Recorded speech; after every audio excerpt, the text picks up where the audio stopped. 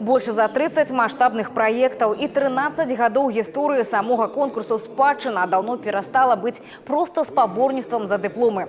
У гэтым сезоне фокус уваги на роли жанчыны. От героинь военных годов до тех, кто будуе сучасную Беларусь. Забегая немножко вперед, приоткрою завесу тайны, мы планируем немножко даже сделать совместную проектную деятельность молодежи и преподавателей. Думаю, что это даст еще определенный виток нашего развития. У каждого региона есть свои особенности, свои традиции, свои символы, свои скрепы, и это очень чувствуется по работам, которые представляются. Працы оценивали у 3 номинациях: проектная деятельность, доследчие работы и видеоролики. Найлепших узнагародили подарунками от областной организации «Белая Русь».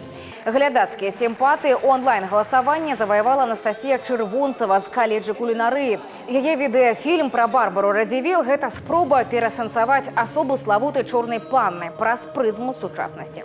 Мы с педагогом-организатором решили выбрать тему Барбара Радзівіл, так как это женщина в Беларуси, которая повлияла на историю. И все мы знаем, что история тесно связана с нашим настоящим и будущим. Нужно помнить, а уж тем более в год женщины, что женщины – прекрасные существа, которые обладают невероятной энергией.